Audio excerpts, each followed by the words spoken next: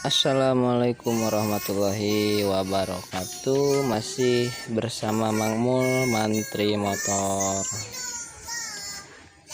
Di sini saya kedatangan Suzuki Satria FU,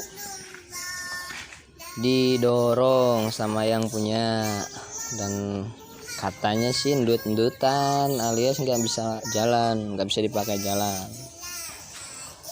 Oke, kita coba hidupkan dulu ya.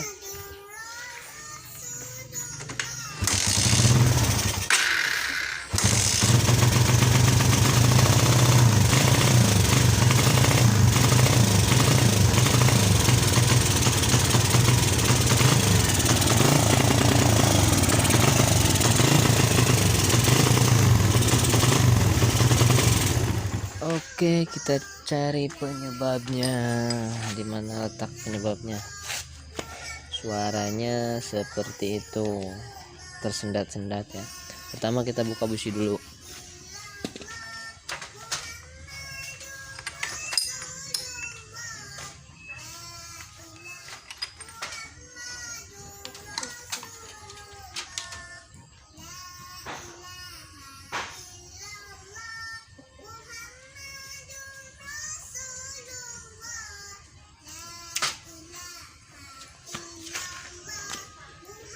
Busi pun kelihatannya kering, bagus, tapi kok motornya nyendat-nyendat.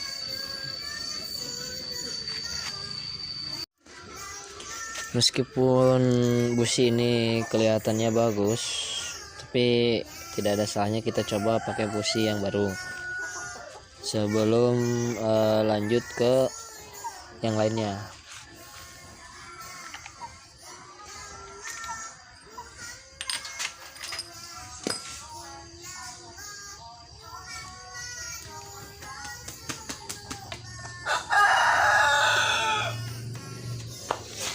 Oke, businya sekarang sudah terpasang. Kita coba hidupkan kembali seperti apa.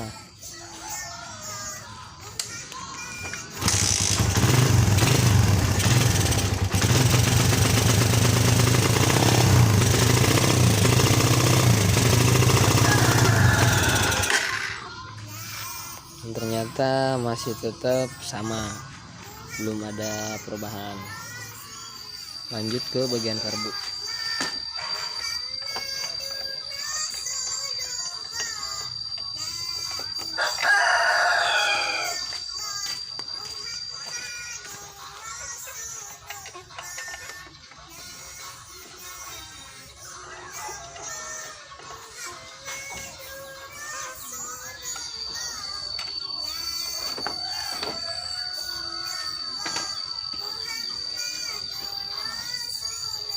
Oke, sekarang kita coba bersihkan karbunya dulu.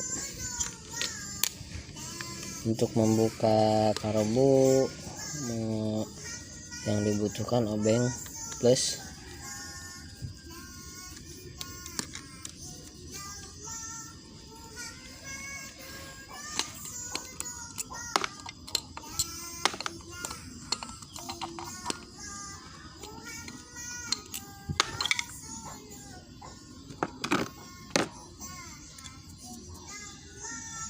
Dan yang dibersihkan ini spoilernya atau main jet sama pilot jetnya kita bersihkan. Pastikan tidak ada sumbatan di daerah sini. Dan ternyata karbu sudah dibersihkan, busi juga sudah diganti. Tadi coba diganti, tapi motor masih belum nyala. Sekarang kita coba pakai aki yang normal.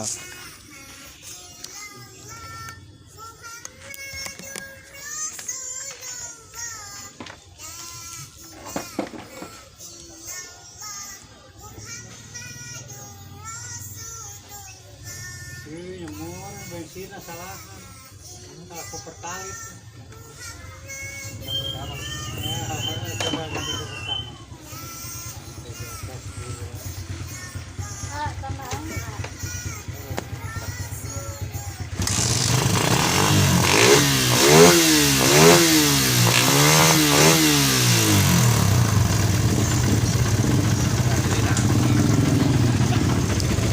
Dan setelah dikasih aki yang normal, ini motor sudah bisa ngegas.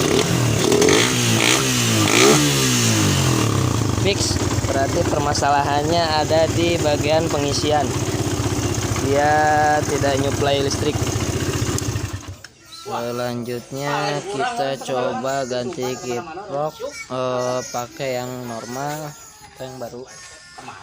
Ini saya coba pinjam.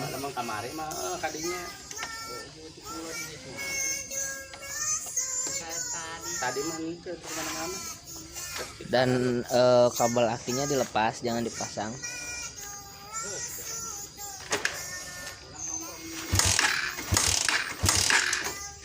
Sama sekali masih belum ada arus.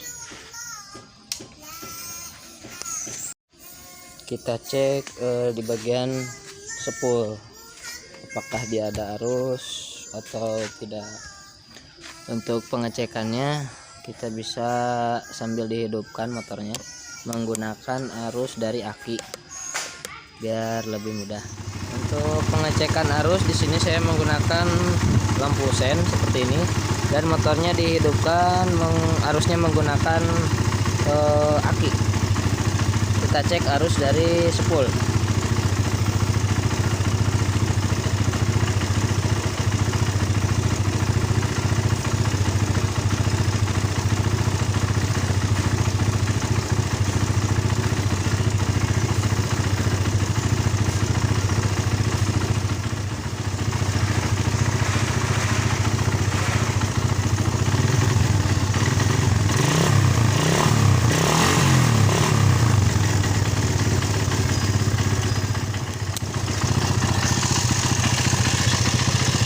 Untuk arusnya sendiri seharusnya lampu ini terang banget. Ini ada nyala, tapi sepertinya agak kurang.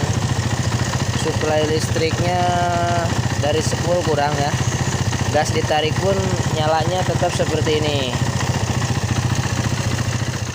Berhubung arus dari sepul kecil atau suplai strumnya kurang, kita coba buka dulu dan kita lihat dulu spoolnya bagaimana kondisinya. Oke, ini olinya sudah saya turunkan. Langsung saja kita buka blok magnetnya.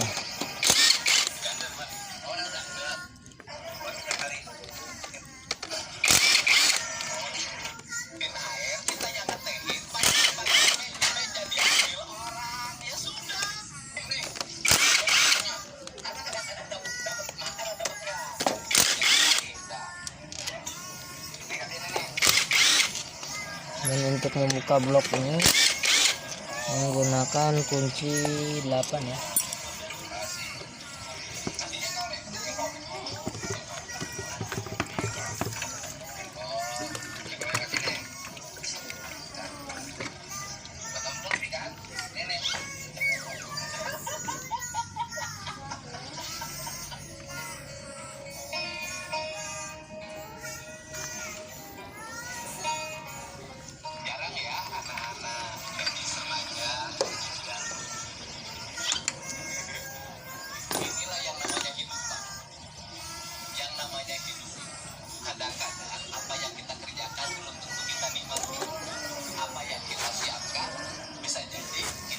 Dan teman-teman bisa lihat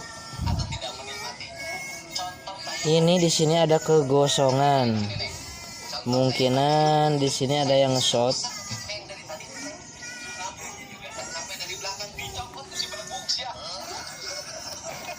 Tuh, lihat, perhatikan. Ini gosong ya. Masalahnya di sini.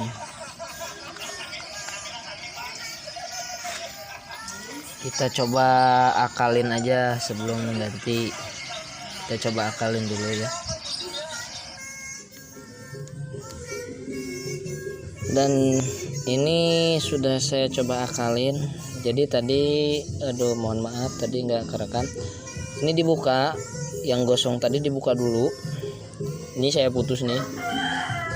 Dibuka dulu, ini juga udah putus, tadinya udah putus. Dibuka dulu lalu yang gosongnya itu dibungkus. Sini saya menggunakan lakban kertas untuk pembungkusan. Lalu saya gulung kembali, dan yang gosong parahnya, nah ini yang gosong parahnya saya buang, saya nggak pakai. Ini sudah tidak ada kulitnya untuk tembaganya. Oke, lanjut saja kita solder, lalu dibungkus pakai lakban kertas ya. Dipastikan aman, ini jangan sampai nempel ke bodi spool. Oke, ini sudah saya solder dan sudah dibungkus juga, sudah diamanin juga sampai pakai tali biar tidak robah saat kena getaran mesin atau oli ya. Oke, langsung saja kita coba pasang bagaimana hasilnya. Tonton terus videonya ya sampai habis. Baik teman-teman, ini sudah saya pasang kembali, kabel-kabelnya sudah pasang juga. Dan sekarang kita coba hidupkan motor ini tanpa arus dari aki. Ini akinya saya copot untuk groundnya saja. Sekarang kita coba hidupkan.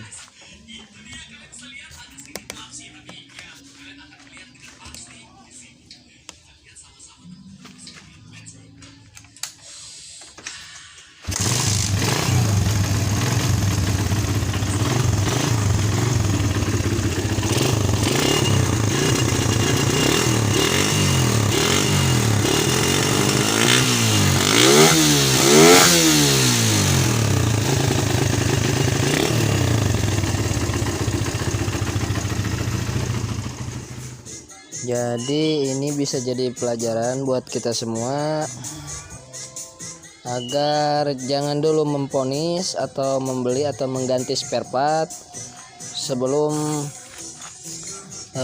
dimana titik permasalahannya ketemu.